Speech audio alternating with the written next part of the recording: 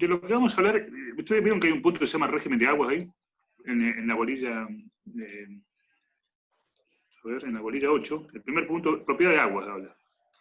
Bueno, en el régimen no tiene mayores inconvenientes, ustedes tienen que leer el 235, ¿no? Hay dos cosas que quiero que sepan, porque pueden ser preguntas de examen. Ustedes tienen que saber esto. A ver, es el tema de los lagos. El tema de lagos es un tema que históricamente fue bastante complicado. A ver si estoy compartiendo pantalla. Bueno, el artículo 235, perdonen, estoy ahí yendo y viniendo con esto, y no quería compartir el artículo, pero bueno, lo voy a leer, es cortito. Viene propiedad del dominio público, dice los ríos, estuarios, arroyos, y dice los lagos y lagunas navegables. Lagos y lagunas navegables. Bueno, ¿qué es un lago navegable? Un primer problema, ¿no? Porque el Código Civil de Vélez tenía una referencia que eran los lagos navegables por buques de más de 100 toneladas. Quizás ustedes hayan escuchado esa referencia en algún momento. Entonces, era una pauta objetiva, estaba bien determinado. Pero cuando te dice así, que los lagos son del dominio público, te dice los lagos y lagunas navegables, entonces es como que le entrega al poder administrador la determinación de cuál lago es suyo o no, ¿me entienden? Cuál es propiedad del Estado Nacional. Porque la determinación de si va a ser navegable va a venir con una resolución administrativa donde va a autorizar la navegación. Cuando hablamos de un lago navegable, por ejemplo, tomamos a Borda y nos va a decir un lago es navegable cuando sirve para el transporte de cosas y personas, para lo cual tiene que estar habilitado por Prefectura Naval Argentina. Entonces, prácticamente la determinación de cuándo un lago es bien del dominio público queda en manos del Estado. Este mismo problema también ya existía en la 17711. En realidad, vamos a ser sinceros, no es un gran problema porque el Estado Nacional, el Estado argentino, cuando vendía tierras, vendía hasta el lago y desde el lago. Los lagos se los quedó, digamos, se los quedó en propiedad. No vendía el lago, no transmitía el dominio del lago, sino que lo que hacía era usar al lago como límite para el terreno que estaba vendiendo a un particular. Entonces los lagos quedaron bienes del dominio público, todos, salvo algunos que quedaron en dominio privado. Por ejemplo, ustedes se dan cuenta, en el sur siempre hay algún problema con el lago escondido, que la gente no puede entrar a pescar y qué sé yo. Bueno, ahí está el problema, que ese lago supongamos es bien del dominio público, ¿no? Perfecto. Pero no porque sea navegable, sino porque el Estado nunca lo cedió, ¿no? Nunca lo entregó. Entonces, ¿pero cómo hago para acceder al lago? Bueno, tengo que pasar por la tierra del dueño el que circunda el lago, ¿no? Cosa que hace compleja. Y también ahí hubo una reducción del dominio público porque la 17.711 ya redujo lo que es, antes el código decía, el de Vélez, lagos navegables por buque de más de 100 toneladas y sus márgenes. La 17.711 redujo, no habla de margen, y el código actual tampoco. Con lo cual, esos son los inconvenientes que ustedes tendrían que señalar si les preguntan el tema lago. En realidad, el problema de lagos tiene que ver con que si se forma uno nuevo, ¿no? Porque los que ya están definidos, prácticamente no hay conflictos en cuanto a la propiedad. Después, por ejemplo, el artículo 236 dice, bienes del dominio privado del Estado. El inciso C dice, los lagos no navegables que carecen de dueño. Lagos no navegables que carecen de dueño. Entonces tenemos tres categorías, los lagos navegables, o lagunas, los lagos no navegables, y tendríamos los lagos privados. ¿Me entienden? Eso sería ahora una pregunta, cuando dice naturaleza jurídica de las aguas, ¿a qué hace referencia? Y si estamos dentro de un bien del dominio público o dominio privado. Eso sería lo que habría que explicar. En esto, mirá, yo lo único que vi preguntar alguna vez fue lagos. Ustedes tendrían que un poco explicar esta situación, y con eso estaría perfecto. Y después tienen que tener en cuenta, por ejemplo, acá tenemos otra situación que es, tienen que tener en cuenta porque ya se está escuchando algunas cosas con el tema de islas. Las islas también tienen su inconveniente dentro del código. Estoy buscando el artículo donde está.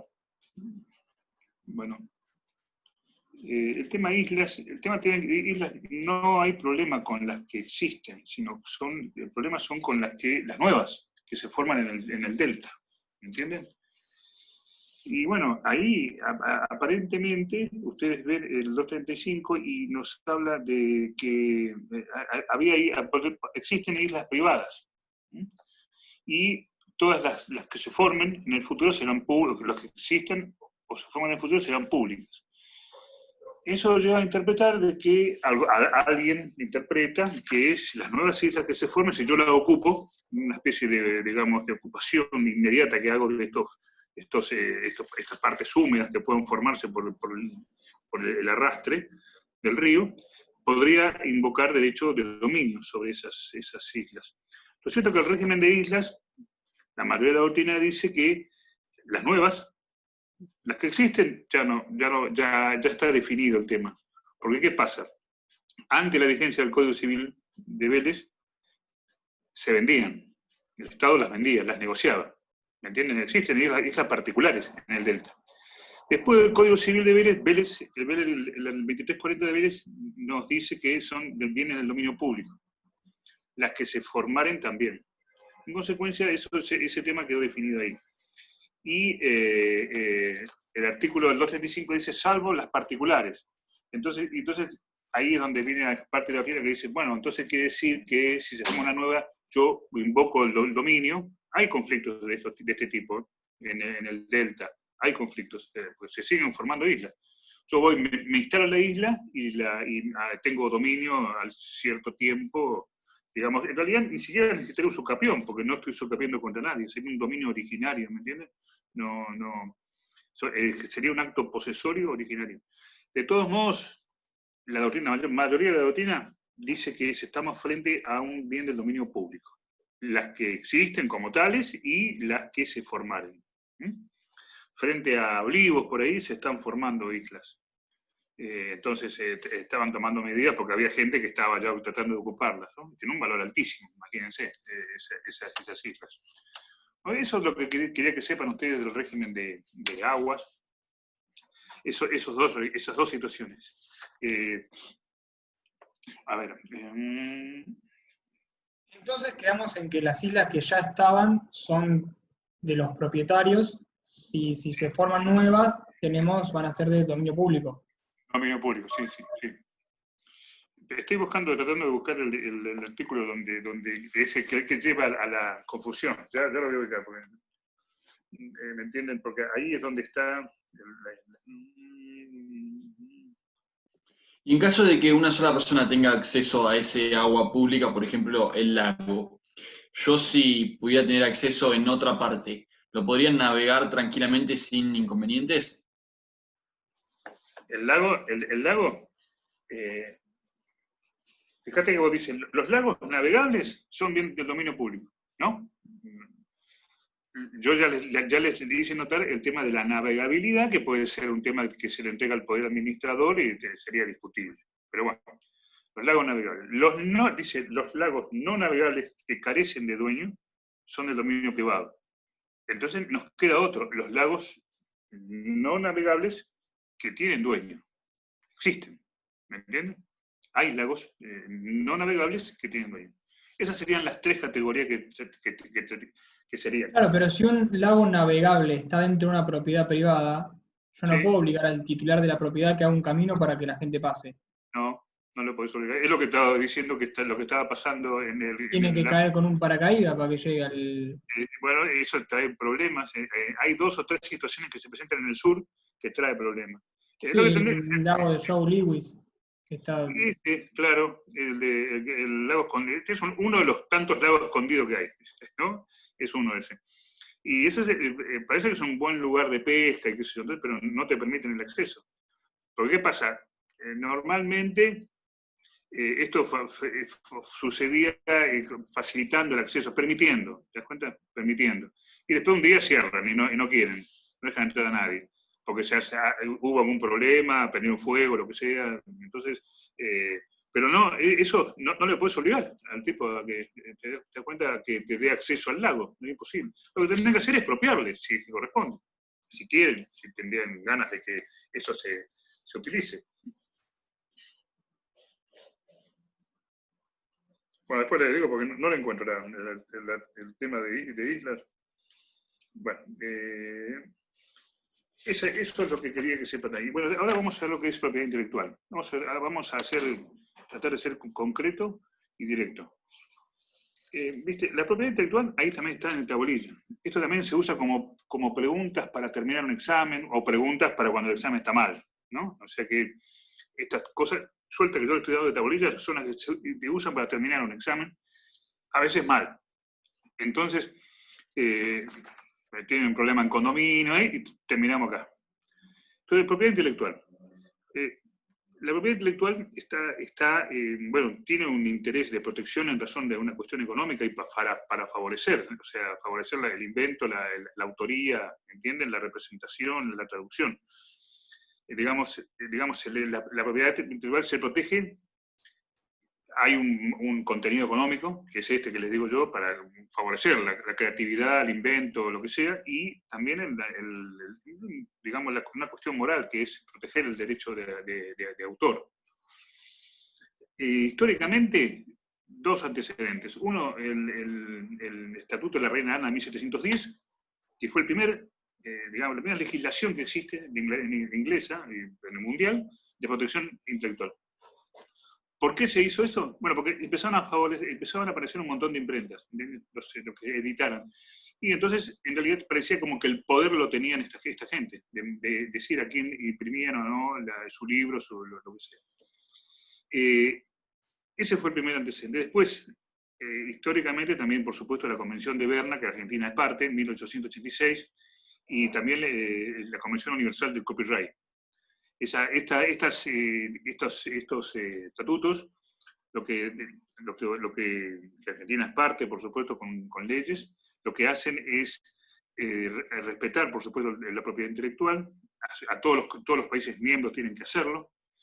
Tienen que hacer la protección básica, que sería, digamos, la vida del autor, y la posibilidad de transmitir esto a los herederos de este derecho. Y en todos los países del mundo, digamos, con distintos plazos de protección, existe la protección a la propiedad intelectual. Argentina es parte de esas comisiones, la Comisión de Berna, y obviamente se respeta. En nuestro artículo 17 de la Constitución Nacional, que ahora lo voy a poner por acá, dice que, perdón, que yo lo estoy viendo yo y no lo estoy compartiendo.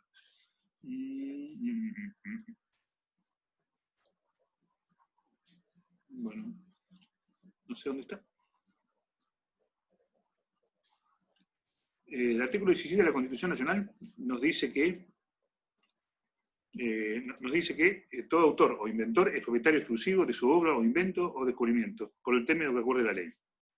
O sea que estamos dentro del concepto de lo que es propiedad. ¿Estamos? Y bajo esos parámetros vamos a tener toda la protección que tiene la propiedad. Imagínense lo que tenemos con todo lo que llamamos propiedad, acá también vamos a tenerlo para la propiedad intelectual. Entonces, ya les dije que hay un contenido patrimonial, que es la posibilidad de, digamos, sacar un provecho económico que tiene el autor, el creador de esta obra. Y también hay un derecho moral. El derecho moral es el derecho de autor, derecho de, digamos, de paternidad, es el que le protege a la obra, le protege al autor para que nadie pueda modificarla, cambiarla, alterarla, copiarla, etc. Entonces,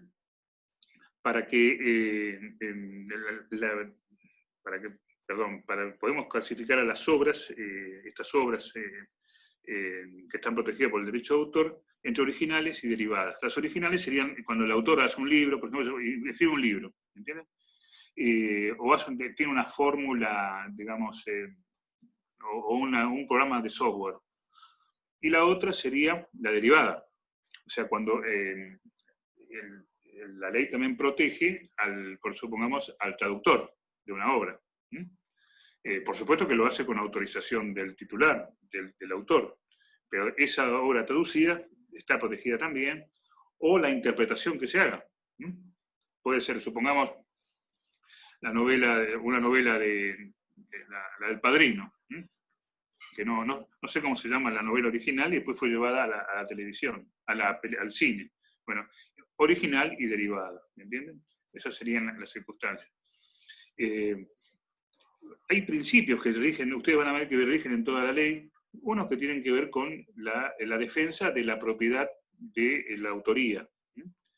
Hay una, digamos, de lo que sea el derecho a paternidad, hay una muy clara prevención en toda la ley de la defensa del derecho de autor. Inclusive ante la venta. Ahora vamos a ver qué facultades tiene el autor. Puede vender la obra, puede venderla, pero mantiene aún así el derecho de autor. O sea, ¿qué significa esto? Que no se puede alterar, que no se pueda modificar, que no se pueda parcializar, etcétera, su obra, tal como está hecha. Después tenemos el efecto que tiene la inscripción en el registro. Hay un registro nacional de propiedad intelectual. Ese registro, el efecto que tiene es declarativo. Declarativo. O sea que la obra existe ya antes de su inscripción, como tal. Por supuesto, vamos a tener mejor forma de defendernos frente a un plagio, ¿no?, con una obra inscripta que con una obra no inscripta. Bueno, y otra cosa, lo que hay en la ley, que es una ley de 1933, con sus modificaciones obviamente, hay una protección a la forma de expresión en todas sus maneras, muy firme en toda la ley. Vamos a la ley, a ver dos artículos que tenemos que tener presentes. A ver, ¿dónde tengo? Acá tengo la ley. A ver, sí, lo voy a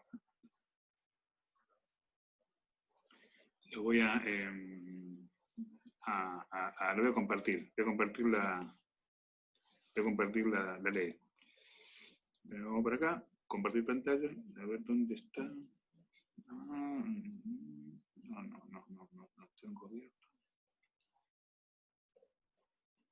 Bueno, no sé cómo hacerlo, pero porque tengo abierto una página de internet con la ley. Pero bueno, yo lo que voy a leer un artículo para que ustedes tengan presente cómo funciona esto.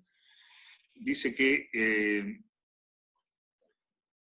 el artículo segundo. El derecho de propiedad de una obra científica, literaria, artística, comprende para su autor la facultad de disponer de ella. Ahí tiene, ¿no? Facultad de disponer. Ese sería el contenido patrimonial. Después de publicarla, de ejecutarla, de representarla, de exponerla en público, de enajenarla, de traducirla, de adaptarla, de autorizarla a su traducción y reproducirla en cualquier forma. Esas serían todas las facultades que tiene.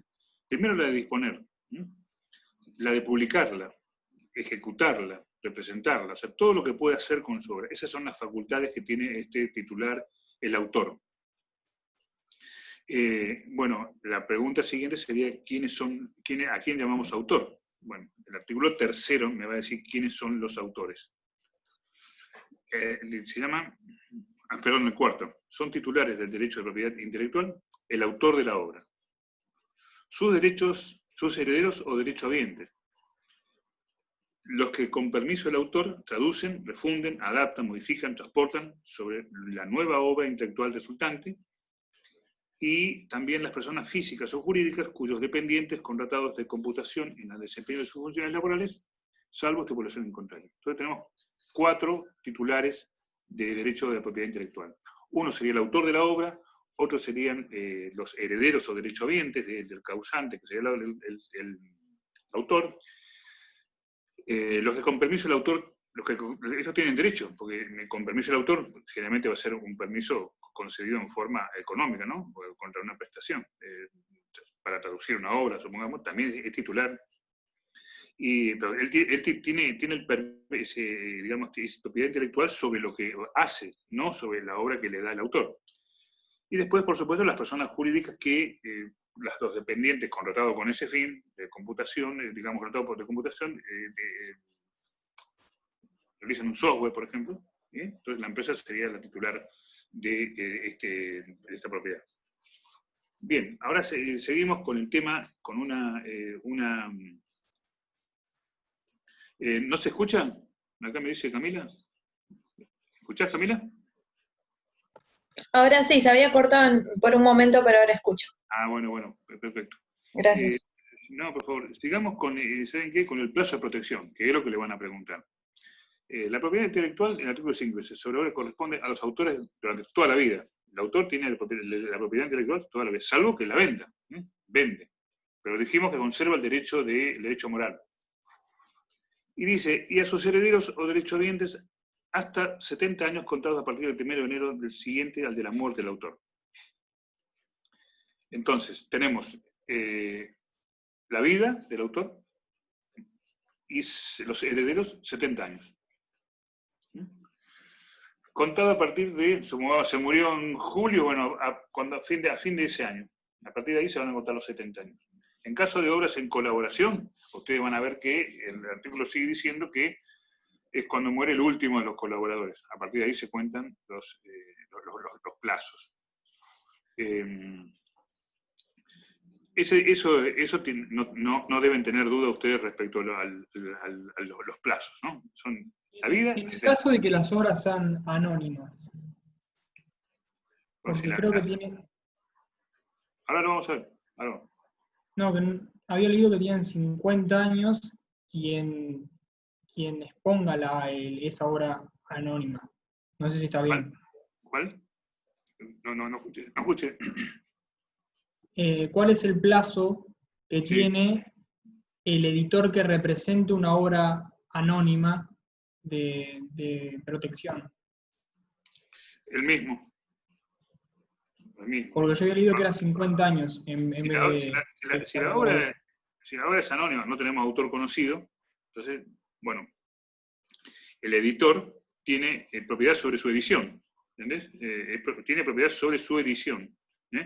Su edición puede estar arreglada, conformada, datada, numerada, qué sé yo.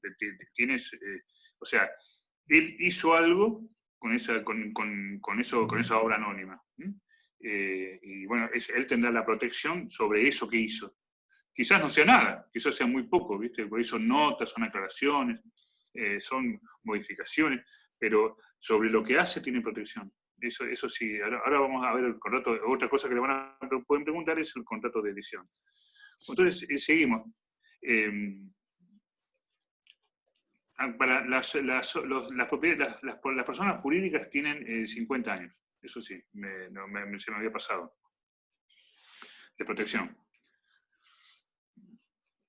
Después, el artículo 6, por ejemplo, dice, los herederos y derechohabientes no podrán oponerse a que terceros reediten el causante cuando dejen de transcurrir 10 años sin disponer de la publicación. O sea, si vos no publicás en 10 años, cualquiera puede hacerlo. Esa sería también otra condición que deben tener en cuenta. Después el artículo 8. La propiedad intelectual de las obras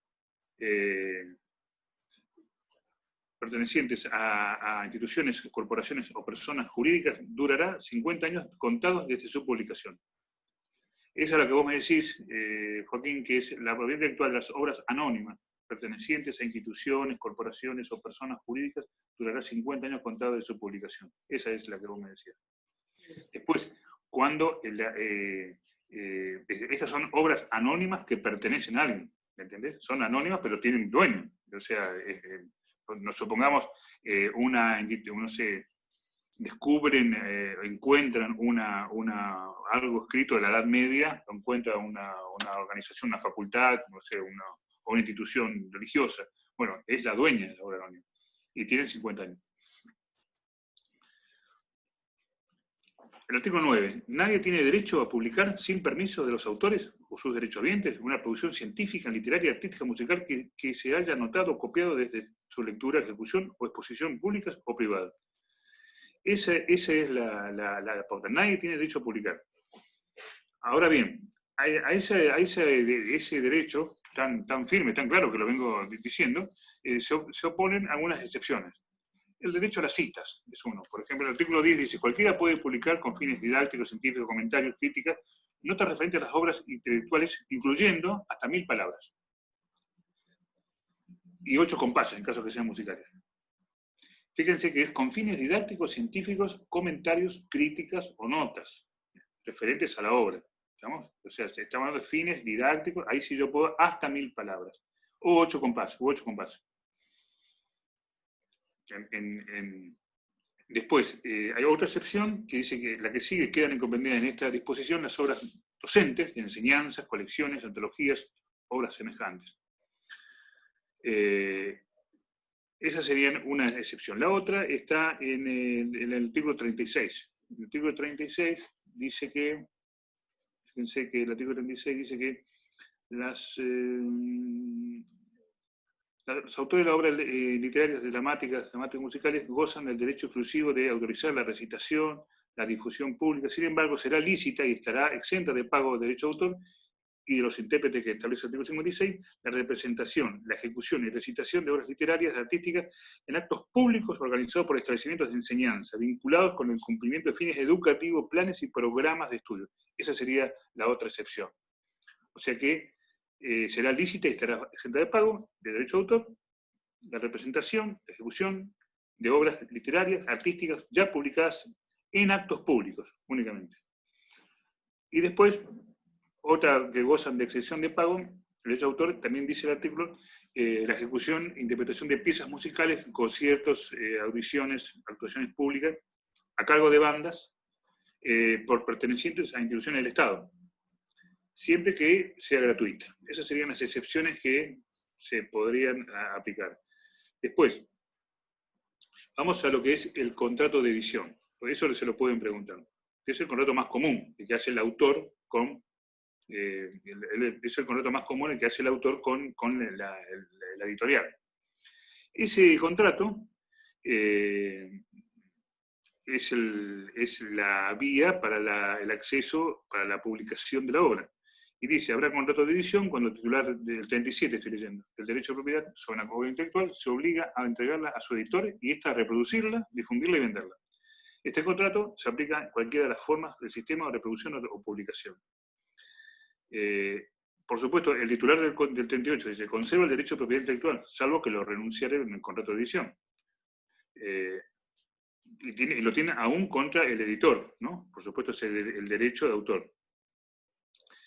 Y bueno, ese contrato está regulado un poco, habla de plazos, habla de que si quedan libros sin vender, el autor lo puede comprar a un 10% con bonificación. Y bueno, y ahí termina un poco el tema no vamos a ir más allá de eso. Entonces, esto es lo que tienen que saber ustedes de propiedad intelectual. Esa sería la pauta. Ahora vamos a pasar a otro tema, que es, vamos a ver, que serían countries. Vamos a avanzar la propiedad horizontal especial. Que sean conjuntos inmobiliarios. Artículo 2073. Esto es lo de la 12, ¿no? Sí. Ahí terminamos la otra. Con que sepan esto que yo les dije, propiedad intelectual, está perfecto. Después, por supuesto, hay una ley de marcas, la 21362, y también la de patentes de invención. Pero bueno, yo creo que me interesa que sepan propiedad intelectual, el copyright. Me olvidé decirles que ese símbolo que ustedes ven, bueno, poniendo ese símbolo en cualquier libro, cualquier obra que uno haga, tiene protección internacional. Y si no lo ponemos, también tiene protección igualmente. La Argentina, digamos, protege las obras extranjeras en reciprocidad de lo que hacen otros países, por esa Convención de Berna, y nuestro plazo de protección tiene que ver con los 70 años. Si en el extranjero se protege por 90, bueno, nosotros hasta 70. La vida y 70, ¿no? Estamos hablando, la vida y 70. Basta con una obra extranjera con demostrar que se ha cumplido con los requisitos que le imponen en su lugar de origen, ¿no? No sé, en Suiza. Cumplió con lo que dice la ley suiza de propiedad intelectual, listo. Entonces la Argentina le protege. Igual hacen los demás países con nosotros. Vamos a conjunto inmobiliario. Estos serían digamos, propiedad horizontal especial. Hubo las Jornadas Nacionales de Derecho Civil del año 2017, se dijo que este tema es un derecho real, obviamente, pero debe estar incluido entre lo que es propiedad horizontal, porque no se diferencia mucho. Y no debe ser considerado como un derecho aparte. Lo que es un conjunto inmobiliario, bueno, ustedes saben que fue lo que es un country, tuvo una regulación administrativa y tuvo una regulación legal a nivel provincial, hasta el Código Civil. Yo les voy a señalar los puntos más donde ustedes tienen que tener clarito. Uno es que es como el propio horizontal, ¿vieron? Que entramos dentro del sistema. Entramos, o sea, con ese reglamento, o estamos o no. Pero si optamos a entrar en este sistema, bueno, tiene ciertas particularidades, y vamos a empezar por el 2073. Dice, son conjuntos inmobiliarios los clubes de campo, barrios cerrados, privados, parques industriales, empresariales, náuticos, o cualquier otro emprendimiento urbanístico independiente del destino de vivienda permanente o temporaria, laboral, comercial, empresarial, que tenga comprendido a sí mismo aquellos que contengan usos mixtos con arreglo a lo dispuesto en las normas administrativas. O sea, todo. Podemos tener un country que a su vez tenga un viñedo, podemos tener un country que tenga sea una explotación, digamos, digamos que tenga amarres para barcos. Imagínense todo, todo lo que puede darse de esa manera. Las características están en el 2074, y esos son lo que, digamos, fíjese, son elementos característicos de las urbanizaciones, los siguientes: cerramiento, partes comunes o privativas, estado de indivisión forzosa, perpetuo de lugares y partes comunes y bienes comunes, reglamento por el que se establecen órganos de administración, limitaciones, restricciones a derechos particulares, etc. Eso ustedes lo van a leer. Entonces, esas son las características. El encerramiento, partes comunes, partes privativas, estado de indivisión forzosa. Imagínense el country, la casa, y imagínense la cancha de tenis, por otro lado. El 2075 es otro artículo que todos los aspectos relativos a las zonas autorizadas, dimensiones, usos, cargas y demás elementos urbanísticos correspondientes a los conjuntos inmobiliarios se rigen por las normas administrativas aplicables en cada jurisdicción. O sea, el Código Civil se lo sacó encima. Chau. El gran problema que hay con este tema, y que fue el motivo también que se trató en las jornadas estas de 2017, les dije, sí, 2017, es qué hacer con los que estaban, con los que ya existían. Porque esto hoy vamos a hacer un country, bárbaro, derecho real, todo bárbaro, muy bien, como está regulado acá. Pero los que están, los que existen, se regularon históricamente como sociedades. ¿Entienden? Sociedades, sociedades anónimas. Entonces yo era miembro de un country, tenía una cuota, y esto hacía bastante complicado porque en realidad mi casa no era mi casa, era la casa de todos. Yo tenía una cuota, ¿me entienden? Y me daban digamos, el uso de un determinado lugar en base a esa sociedad. También traía problemas con respecto al cobro de expensas. Lo cierto es que el código actual dice en el 2075, todos los conjuntos inmobiliarios deben someterse a la normativa del derecho real de propiedad horizontal establecida en el título quinto de este libro, con las modificaciones que establece el presente título, a fin de conformar un derecho real de propiedad horizontal especial. Sigue, los conjuntos inmobiliarios preexistentes que se hubiesen establecido como derechos personales, estos por ejemplo como sociedades, o donde coexistan derechos reales y personales, se deben adecuar a las previsiones normativas que regulan este derecho real. Y ahí viene el escándalo, porque imagínense que estamos hablando de miles de millones de dólares en escrituras. O sea, tenemos que... aparte, imagínense, ustedes están viendo el reglamento, se dan cuenta que es un contrato. Cuando el reglamento funciona como contrato en el momento de nacer, todos negociamos, supuestamente. Negociamos. Normalmente lo hace la empresa constructora. hace el reglamento y se acabó la historia. Pero si vamos a hacer un consorcio, y esto tendría que hacer una negociación de todos los derechos que tienen, imagínense el uso de la cancha de tenis, bueno. Conclusión. Hay gente que dice que tiene que adecuarse, ya, tienen que hacer las escrituras, fortuna, que son, en general son los escribanos, el grupo de los escribanos, obviamente. Y otros que dicen que no. ¿Qué pasó en las jornadas nacionales del 2017? Esto, si ustedes lo dicen, cuando se lo pregunten, abre todo, el examen se va a, digamos, a mejorar mucho. Bueno, la mayoría dijo que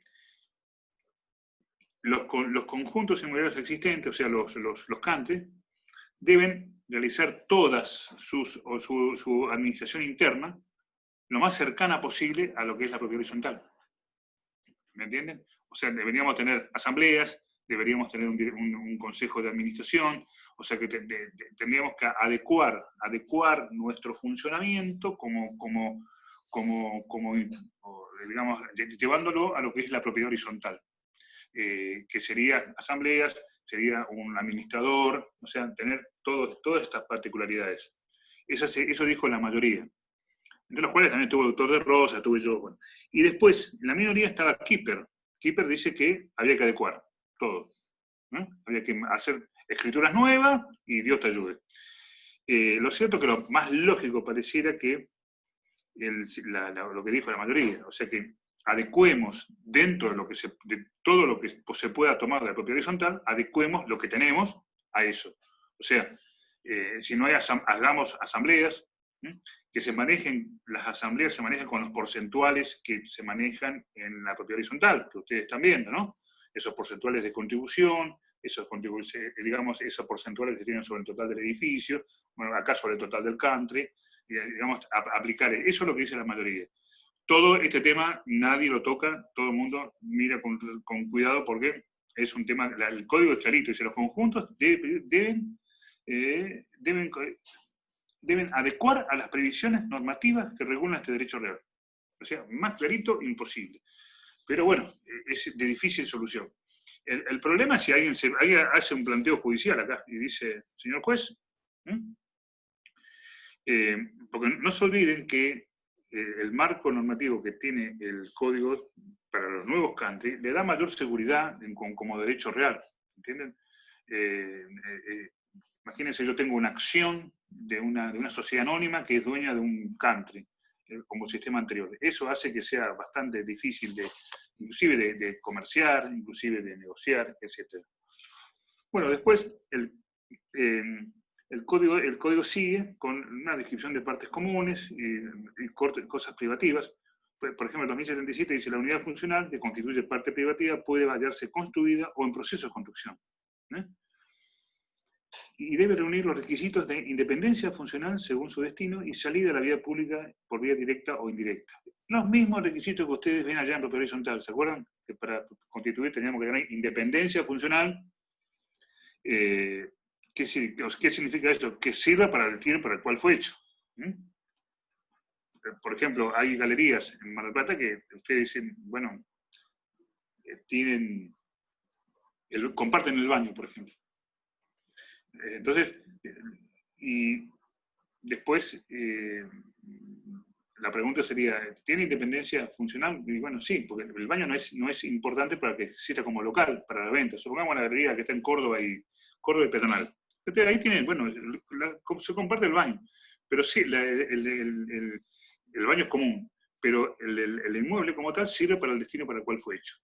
Por ejemplo, un comercio.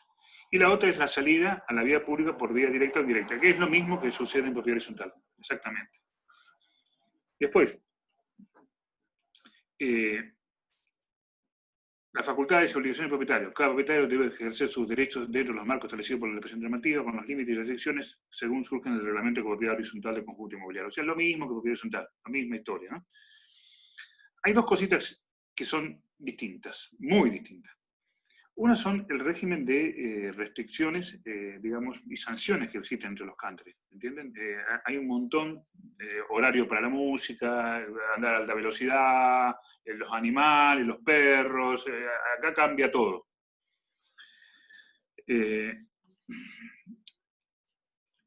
¿Cómo se tiene que construir? Yo no puedo hacer una cosa loca ahí. Bueno, las construcciones, ustedes ven que en los country son todas similares, de determinados materiales, determinados planos. Los 1080, es decir, límites y restricciones reglamentarias. De acuerdo con las normas administrativas aplicables, el reglamento de propiedad horizontal puede establecer limitaciones edilicias o de otra índole, crear servidumbre, restricciones, bla, bla, bla. Ahí es donde están las restricciones, todas estas restricciones.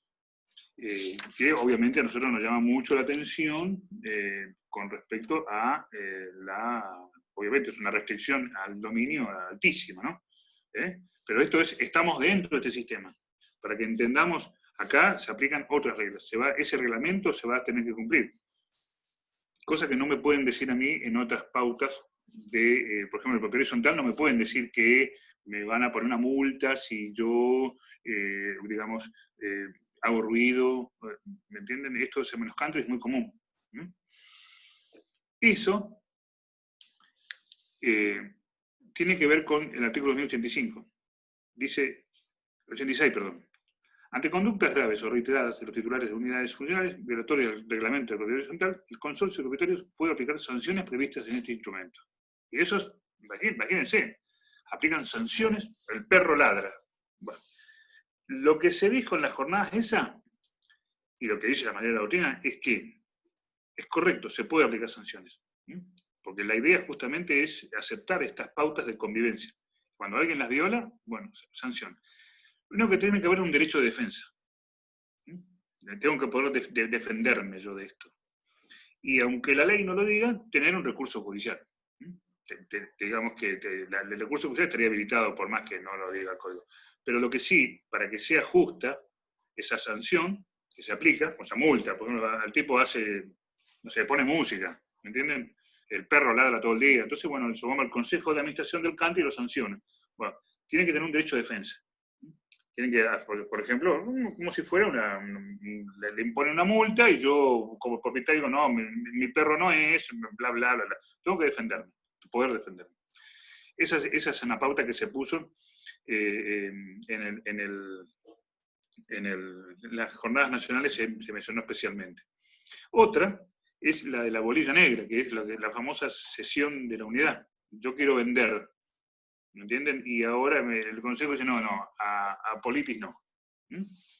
Cosa que es muy común, supongamos, en Estados Unidos.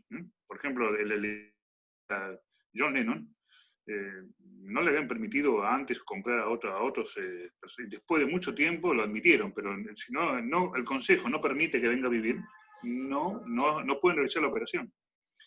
Bueno, en nuestro caso vamos al artículo 2082, acá no es tan estricto, obviamente. El reglamento del conjunto inmobiliario puede establecer condiciones o pautas para el ejercicio del derecho de uso y goce de espacios e instalaciones comunes por parte de terceros en caso de que los titulares de dominio de las unidades particulares ceden temporalmente en forma total o gratuita o por cualquier título de derecho real o personal el uso y goce de su unidad. Bueno, pero esta es la cesión de la unidad. O sea, ahora vamos a ir a la venta, pero en la cesión o terceros, los reglamentos pueden establecer. Por ejemplo, no me pueden negar que yo pueda disponer, por ejemplo, dar en locación. Pero pues sí pueden decirme que los locadores, que van a ser 75, que tenga un límite, las personas que van a vivir en el inmueble, que no pueden utilizar, por ejemplo, los titulares sí pueden utilizar la cancha de tenis, pero los inquilinos no, etcétera. En Mar del Plata pasó un caso así, en un country, cuando no le quisieron, el consejo propietario decidió no alquilarle a Sol Pérez en verano. Claro, sí. También otra cosa muy común es, se divorcian la pareja, y ahora viene el señor o la señora con el nuevo, ¿me entienden? También hay countries en Buenos Aires que tienen circunstancias problemáticas con estos casos.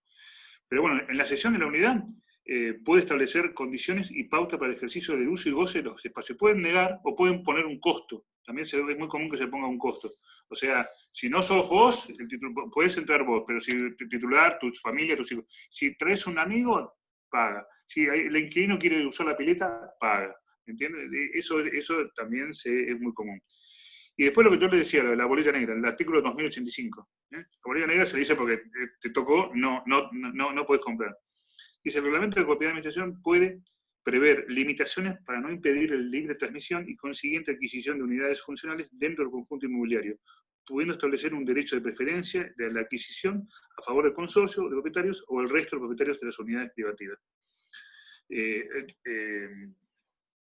Entonces, el reglamento puede prever limitaciones, pero no puede impedir la transmisión. Eso sería algo parecido a lo que vieron ustedes, ¿se acuerdan? En el artículo 2070 y 72, ¿se acuerdan? Cuando veamos de los límites en la transmisión, las limitaciones que no puede vender a persona alguna, a persona determinada, bueno, no pueden impedir la libre transmisión.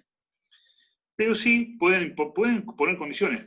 Por ejemplo, que antes se venda a otro miembro del country, al mismo precio, o al country mismo. Entonces, eso sí se puede imponer. Lo que no pueden imponer es limitaciones en la transmisión. Es inevitable, o sea, eso no. Igual pasa con los herederos, tampoco. Se pueden poner limitaciones a la transmisión. Bueno, el artículo 2063 es el que habla de todo esto con respecto a los usos de terceras personas. Le pueden imponer pagos, etc. Y básicamente tienen que tener en cuenta ustedes, propiedad horizontal, se aplican las mismas pautas. La adecuación, eso es lo que le van a preguntar. Lo que le van a preguntar, la adecuación. ¿Tiene que adecuarse o no? Usted ya tiene los instrumentos para contestar. Lo lógico sería que se adecúe a las pautas de propiedad horizontal, lo más cercano posible, digamos, a las pautas de propiedad horizontal. De lo que existe, llevémoslo a o sea, ¿qué es lo que ustedes saben? Asamblea, anual, administrador, consejo de administración, etc. Y después, bueno, va a terminar ahí, posiblemente le pregunten esto de las sanciones, el tema de la cesión de la unidad y la transmisión de unidades. Después, más que esto no hay, porque es todo igual que lo que es propiedad horizontal. Por eso que en las jornadas esas se dijo que en realidad no tiene que verse regulado por separado. Tiene que verse regulado junto a los conjuntos. Otra cosa. Al tiempo compartido y a los cementerios privados se le aplican las reglas del consumo, de los derechos del consumidor. Y acá no dice nada. No dice nada. Entonces, bueno, pero ahí también en la jornada se dijo que sí, porque son todas propiedades especiales, en consecuencia el sistema es el mismo y no hay por qué excluirlas. Eso es porque se omitió en la ley poner que también se le aplican las reglas del consumidor a estas pautas. Bueno, chicos, ahí estamos. No sé si quieren preguntar algo. Esto es así. Una pregunta ahora que mencionó lo de los cementerios. Tengo una duda. Si las fosas comunes y los nichos se rigen por las normas administrativas de cada lugar, o si se ceden temporalmente por 5 o 10 años generalmente. Mirá, los cementerios privados son los que están regulados acá, en el Código Civil, ¿no? Después están los cementerios públicos. Eso es lo que me estás preguntando vos. Los cementerios públicos son del dominio público del Estado. Y el Estado hace concesiones. Normalmente cada ordenanza administrativa, cada ordenanza será la que, digamos, hace la concesión. Me puede conceder a mí la calecita de la Plaza Colón 5 años, 10 años, la ordenanza. En el cementerio pasa lo mismo. Entonces yo pongo ahí un cementerio que esté en Rosario y que la ordenanza diga que otorga el uso del suelo durante 5 años.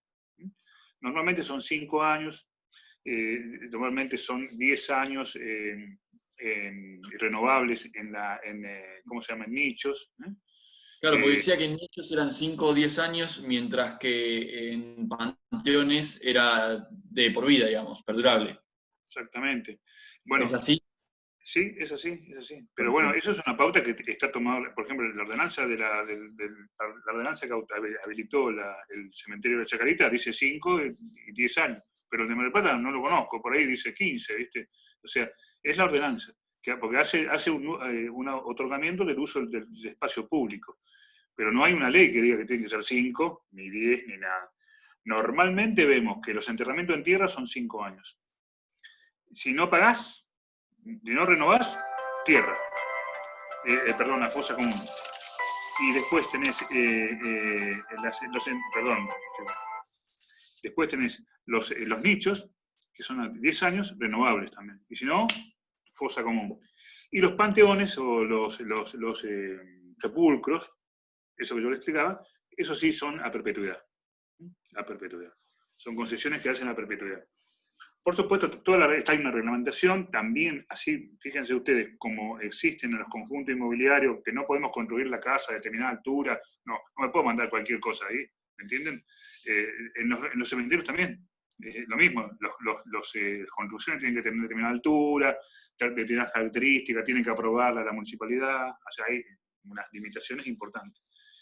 Así que, bueno, esa es la circunstancia. Yo traté de darle todos estos temas que no les gusta a nadie, porque son los más peligrosos, ¿no? El régimen de agua, lagos, sepulcros, bueno, propiedad intelectual, todo eso son los que terminan un examen. Así que, bueno, no sé si quieren algo en especial, que demos algún tema en especial, están inquietos con algo.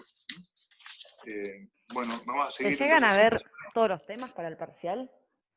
No creo, pero vamos a ver lo más importante, vamos a verlo. Porque eso me tiene medio como mal. Llevo todas las lecturas al día o quizás un paso más adelante y siento que no llego. No creo que lleguemos a todo, pero bueno, vamos a dar los temas que entendemos que son los que se van a preguntar, los que se están dando vueltas. Ahí después ya vamos a pasar un poquito. No sé qué está dando el doctor de Rosa, ¿está dando algo de derecho de garantía? El doctor de Rosa está dando. ¿Qué dio? Publicidad. ¿Y antes no habló de hipoteca, nada? Sí, dio derechos reales de garantía. Pero dio nada más que la parte general, ¿no? No sé hasta dónde llegó porque yo me tuve que ir antes en la última clase, pero... Bueno. Nada con las características, digamos, todavía no entró. No habló específicamente de hipoteca. No. Yo llegué hasta el requisito de la especialidad, creo que había dado. Características, antecedentes y principios. Bueno, Sí, entonces no dio nada ni de hipoteca, ni anticresis. Anticresis, nada. ¿Qué va a tocar el tema? El mes que viene, la semana que viene, ¿qué va a hablar? ¿Saben ya? No. Bueno, lo vamos a organizar, chicos. Es más, dijo que lo de la publicidad, o sea, como que dio un pantallazo inicial y lo demás lo teníamos que ver con las comisiones. Sí, la publicidad creo que la va a dar la doctora Fontini, que es escribana, y bueno, sería lo mejor, ¿no? Que un escribano hable de esto, porque eso va a haber una clase. Ya lo vamos a poner, vamos a poner un poco más al día los temas y vamos a avanzar más. Así que bueno, nos vemos el lunes, de vuelta. Suerte, buen fin de semana. Muchas gracias. Chao, hasta luego. Gracias, buen fin de semana. Hasta luego, buen fin de semana.